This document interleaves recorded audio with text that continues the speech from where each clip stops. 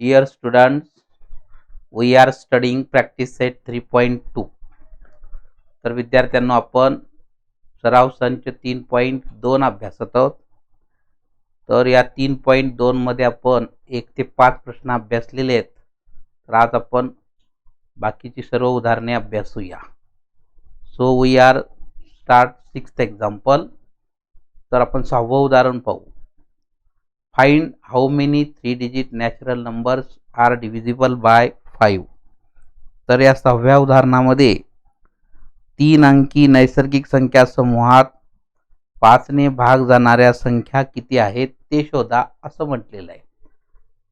So you know 3 digit natural numbers divisible by 5 are 100, 105, 110 up to dash dash dash. You know last 3 digit natural number divisible by 5 is 995. तर पहिल्यांदा आपण 5 ने भाग जाणाऱ्या 3 अंकी नैसर्गिक संख्या कोणत्या ते आपण लिहिणार. तर लहानात लहान संख्या ही 100, तर मोठ्यात मोठी संख्या ही 995.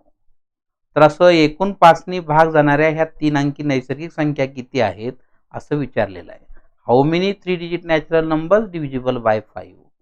So here the smallest 3 digit natural number is 100 and the largest 3 digit natural number is 995.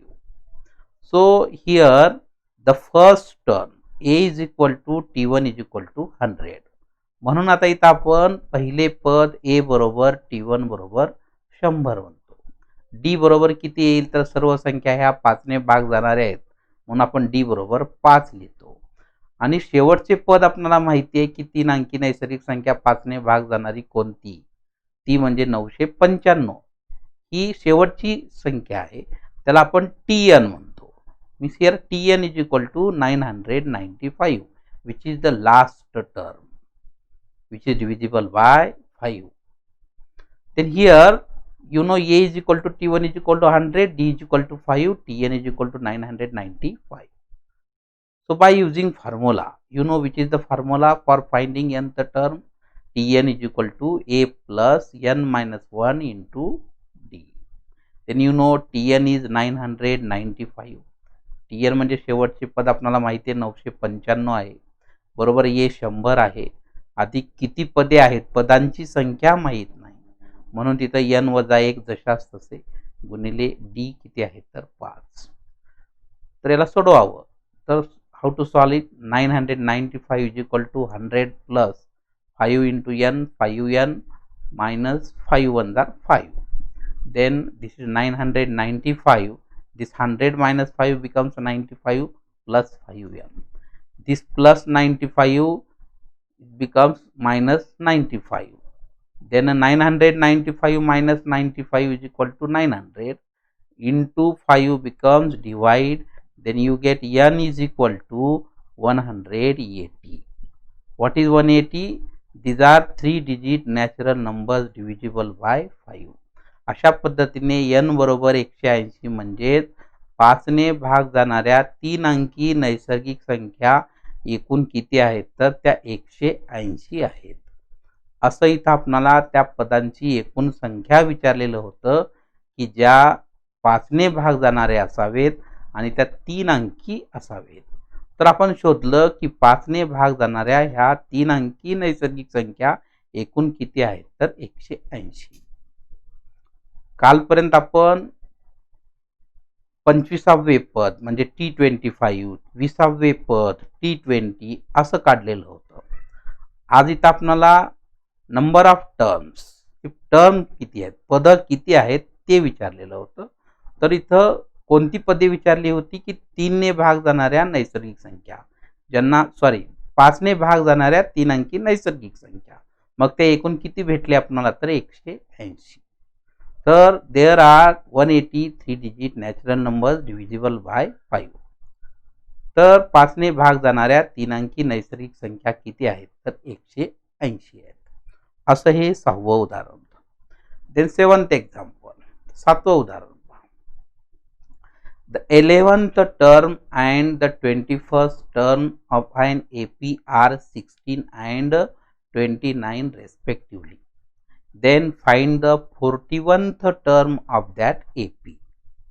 आता या उदाहरणामध्ये आपल्याला अंकगणिती श्रेणीचं 11वं पद आणि 21वं पद दिलेलं आहे. 11वं पद 16 आहे आणि 21वं पद 29 आहे आणि विचारले कितवं पद तर 41वं पद विचारले म्हणजे T41 is equal to question mark.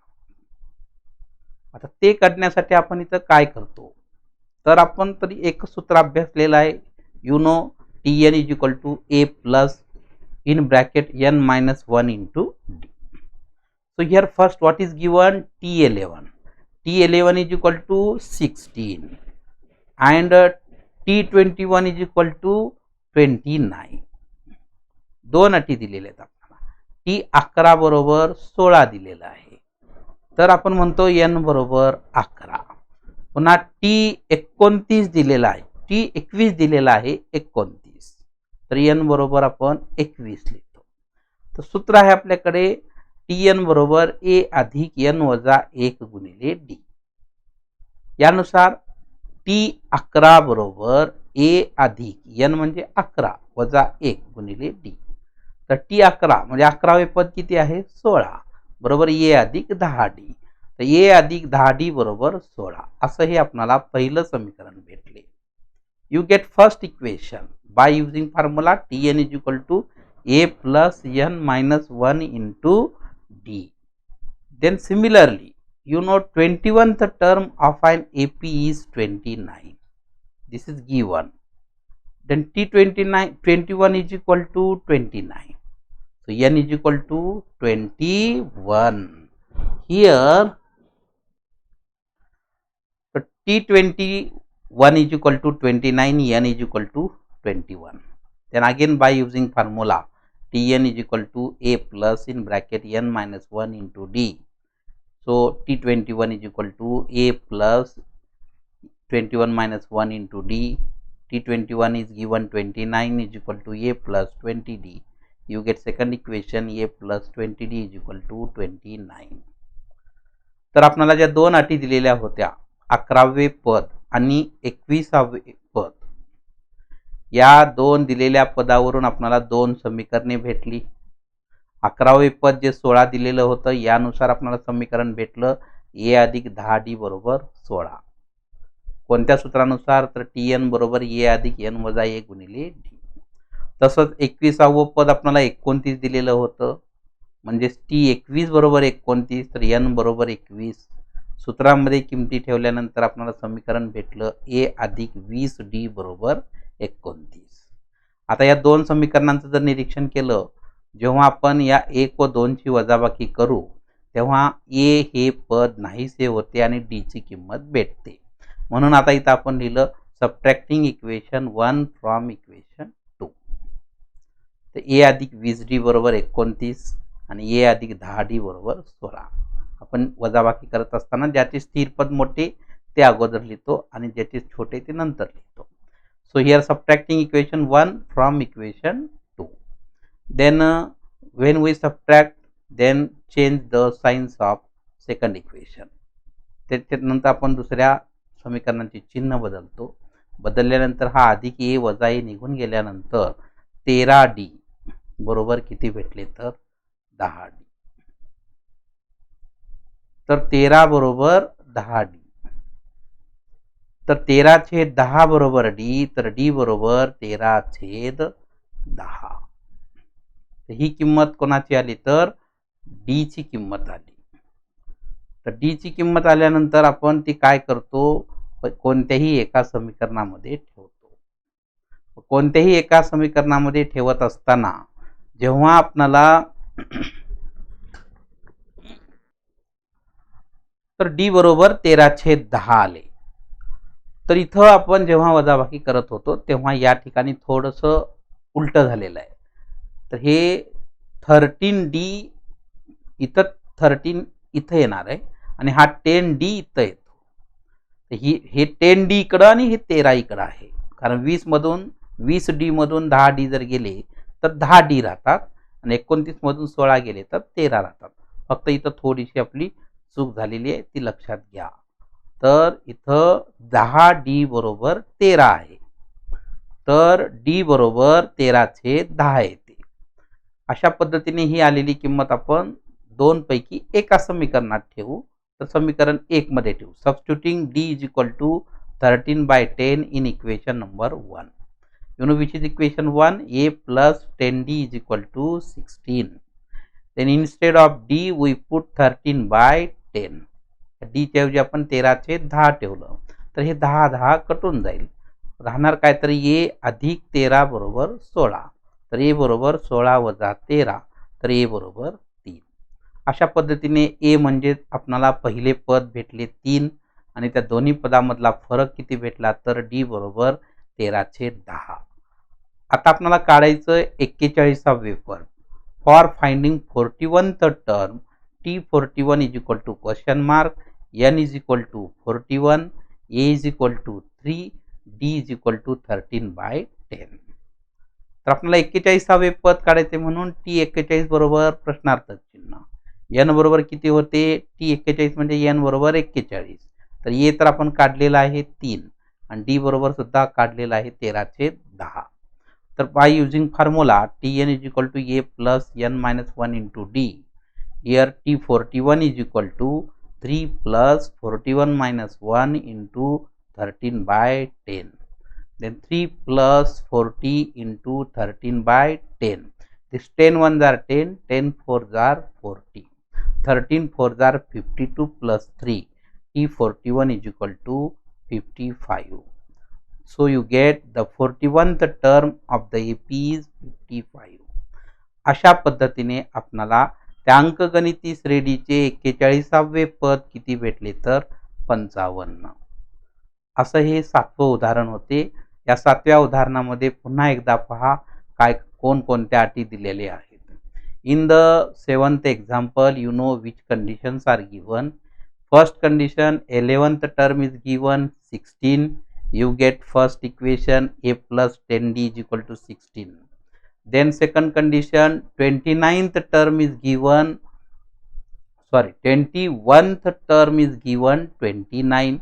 Using this you get second equation A plus 20D is equal to 29. Then subtracting equation 1 and 2 you get here by subtracting 10D is equal to 13. So D is equal to 13/10. Then substitute this 13/10 in any one of the equation. You get A is equal to 3. You get A is equal to 3 and D is equal to 13/10 means A means this is first term, D means common difference. For finding T41th term, you use the formula Tn is equal to A plus N minus 1 into D. By substituting this value in this formula, you get 41th term 55. So the 41th term of an AP is 55. अशा पद्धतीने हे 7वं उदाहरण आहे. या 7व्या उदाहरणामध्ये टप्प्याटप्प्याने आपण जर सोडवला तर बरोबर भेटते. दिलेले कोणते पद आहे, कोणतं समीकरण भेटलं, पुन्हा कोणते पद, पुन्हा कोणते समीकरण, त्यांची काय करावी बेरीज किंवा वजाबाकी, एक आलेली किंमत पुन्हा एका समीकरणात ठेवा, त्याच्यानंतर विचारलेले पद काढा. असं हे 7वं उदाहरण होतं. त्यानंतर 8वं उदाहरण. In the 8th example 11, 8, 5, 2, up to dash dash. In this AP, this is a AP. Which term is number -151? आता इथं काय दिलेलं आहे पहा. 8व्या गणितामध्ये 11, 8, 5, 2 या अंकगणिती श्रेणीत हे जे वजा 151वे पद आहे, हे वजा 151वी ही संख्या कितवं पद आहे असं विचारलेलं आहे. तर जसं की आता आपण समजा ह्या अंकगणिती श्रेणीमध्ये 8 हे कितवं पद आहे असं जर विचारलं तर आपण म्हणतो की हे दुसरे पद आहे. You no in the given AP 8th is second term, 5th is third term, 2 is fourth term. So -151 is which term? So the given sequence is an AP. दिलेली क्रमिका ही अंकगणिती श्रेणी आहे असं म्हटलेलं आहे. So you get here T1 is equal to 11, T2 is equal to 8, T3 is equal to 5, T4 is equal to 2. The given sequence is AP, hence D is equal to T2 minus T1 is equal to 8 minus 11 is equal to minus 3. अंकगणिती श्रेणी आहे म्हटल्यानंतर आपण कोणत्याही दोन क्रमागत पदामधला फरक काढतो. तर पहिल्या दोन क्रमागत पदामधला फरक T2 वजा T1 बरोबर 8 वजा 11 बरोबर वजा 3. तर अशा पद्धतीने इथं आपल्याला D माहित झालं, ए माहित झालं. आता वजा 151 हे शेवटचे पद आहे, म्हणजे आपण त्याला काय म्हणतो Tn. Last term is denoted by Tn. Tn is equal to minus 151 आणि n is equal to question mark. So by using formula Tn is equal to a plus n minus 1 into d. Substitute these value Tn, d and a in this formula.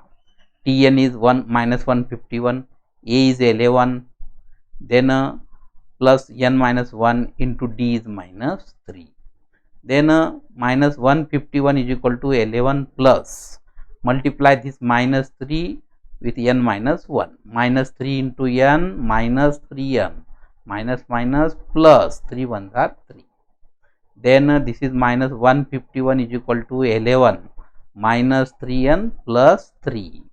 Then 11 plus 3 14, and this minus 151 becomes plus 151, and this minus 3n becomes plus 3n.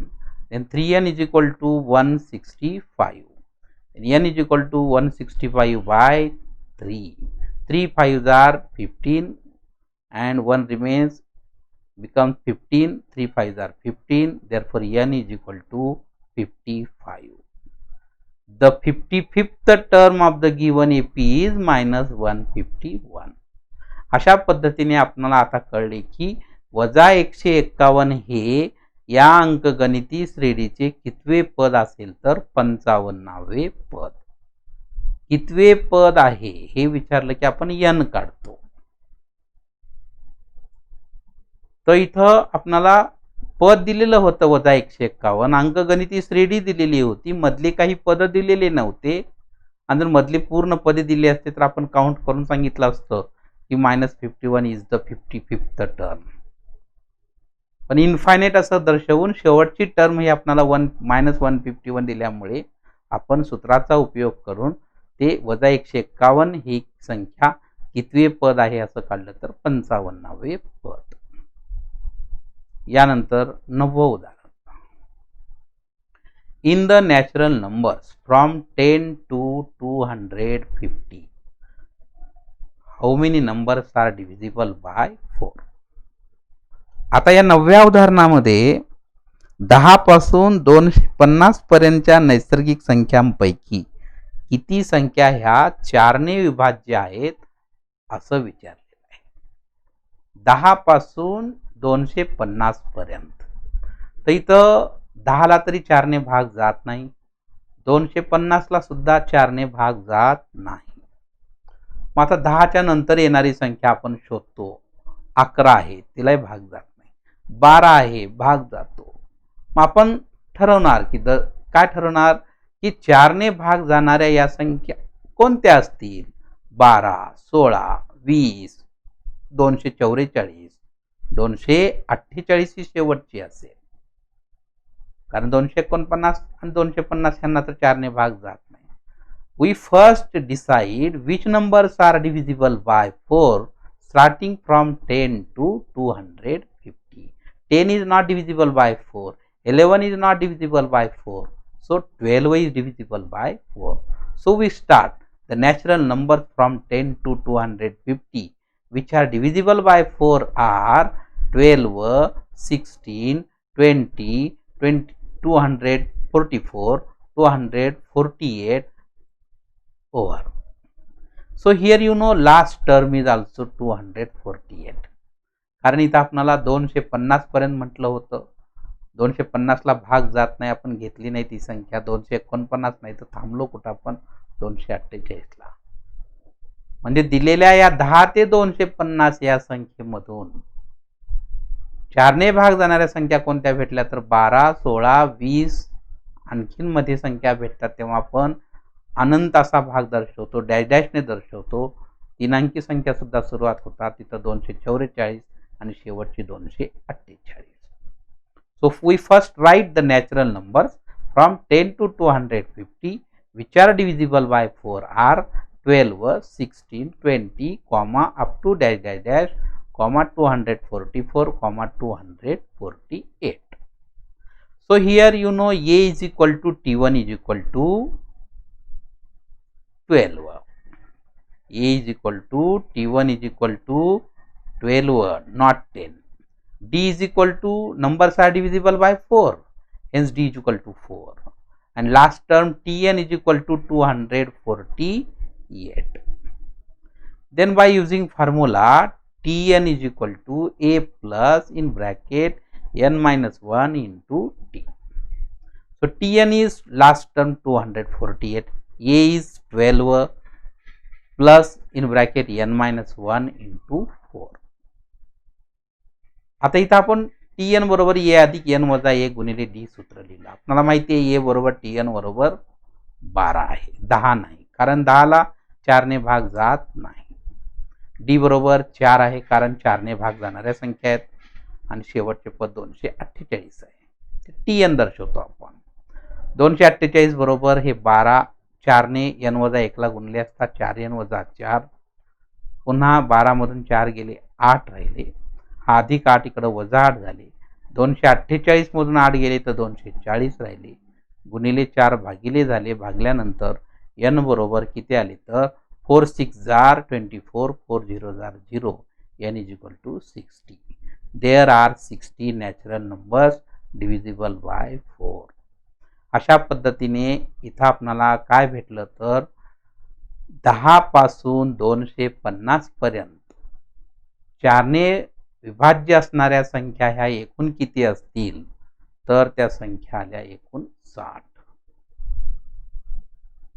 असं हे 9वं उदाहरण होतं. Then last example number 10. In an AP 17th term is 7 more than its 10th term. Find the common difference. 10व्या उदाहरणामध्ये एकांक गणिती श्रेणीचे 17वे पद जे आहे ते 10व्या पदापेक्षा 7 ने जास्त आहे, तर सामान्य फरक काढा असं विचारलेलं आहे. तर अंकगणिती श्रेणी जी आहे त्या अंकगणिती श्रेणीमध्ये तुलना काय केली बघा, 17वं पद आणि 10वं पद. हे 17वं पद जे आहे या 10व्या पदापेक्षा 7 ने जास्त आहे, तर आपल्याला डी काढायचं आहे. You know, in the given example, in an AP, 17th term is 7 more than its 10th term. So we use first this 17th term and 10th term. In an AP, 17th term means you write T17 and n is equal to 17. 17वे पद आपण कसं लिहितो T17 आणि n किती घेतो 17.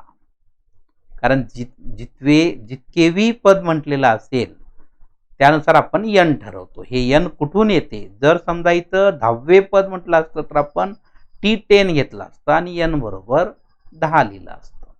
इथं 17वे पद म्हटले म्हणून आपण T17 आणि n बरोबर किती लिहिलं 17.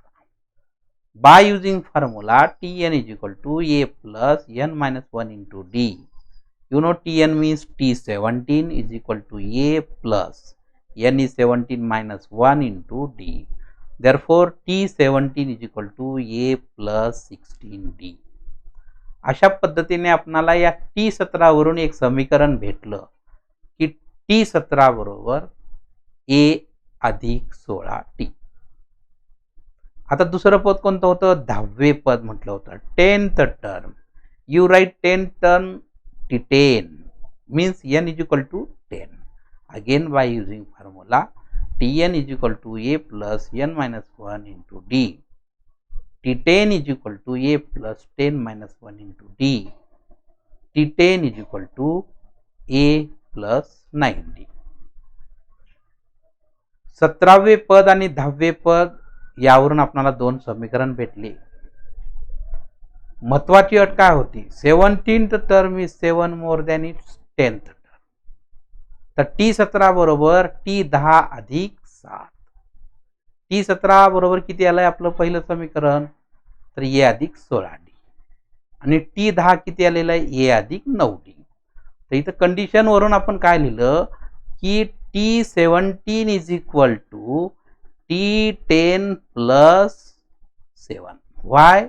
Because given 17th term is 7 more than its 10th term. 17वं पद 10व्या पदापेक्षा 7 ने जास्त आहे अशी तिथं आपल्याला अट दिलेली होती. त्यानुसार इथं आपण त्या किमती ठेवतो, समीकरण ठेवतो. T17च्या ठिकाणी आपण काय लिहिणार? A अधिक 16D.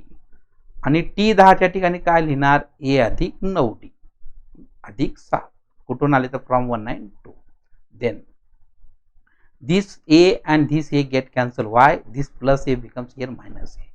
Remains 16D. This plus 9D becomes minus 9D. 16D minus 9D is equal to 7. 7D is equal to 7. Therefore D is equal to 7 by 7. Therefore D is equal to 1. What is D? The common difference. अशा पद्धतीने D म्हणजे काय? तर सामान्य फरक किती आला? तर 1. असं हे 10वं उदाहरण होतं. असं हे आज आपण अभ्यासलेली जी उदाहरणे होती ती सर्व उदाहरणे महत्वाची आहेत. फक्त समीकरण कसं मिळाले, कोणत्या सूत्रानुसार? तर सूत्र तर एकच आहे. अटी काय दिलेल्या आहेत ते पाहावं. जसं आपण या अगोदर अभ्यासलेलं जे उदाहरण नंबर 7 होतं, त्या 7व्या उदाहरणामध्ये सुद्धा आपल्याला अटी अशा दिलेल्या होत्या. 11वं पद आणि 21वं पद 16 आणि 29 दिलेलं होतं. त्याच्यावरून आपण दोन समीकरणे मिळवलं. त्याच्यानंतर एकाची किंमत भेटली, सबस्टिट्यूट केल्यानंतर दुसरी किंमत भेटली आणि विचारलेलं पद काढलं. तशाच प्रकारचं आपलं हे शेवटचं जे उदाहरण होतं 10वं, थोडक्यात थोडं उदाहरण त्याच्याशी मिळतं जुळतं आहे. पण इथं आपल्याला 17वे पद कोणतेही असं दिलेलं नाही, फक्त तुलना केलेली आहे. Here only compare 17th term is 7 more than its 10th term. ही अट महत्वाची. या 17वे पद आणि 10वे पद यावरून आपल्याला किती समीकरणे भेटली? तर 2 समीकरणे भेटली. या 2 समीकरणांचं आपण उपयोजन कुठं केलं? हे पहिलं समीकरण, हे पहा, हे दुसरं समीकरण. हे 2 समीकरणे भेटल्यानंतर अट काय होती ते पाहिलं आपण. 17th term is 7 more than its 10th term. This is given. या 3 अटीवरून आपलं उदाहरणच संपले. 17th term means T17. 10th term means T10 plus 7. Why? 7 more than its 10th term. वर मिळालेली आपण 1 नंबरची आणि 2 नंबरची समीकरणे ठेवलं. सोडवल्यानंतर आपल्याला D बरोबर किती भेटले? तर 1. अशा पद्धतीने सामान्य फरक येईल. असं हे आपलं प्रॅक्टिस सेट 3.2 होतं. तो भाग इथं आपला संपला. यानंतरचा भाग पुढील व्हिडिओमध्ये आपण पाहूया. Okay, thank you.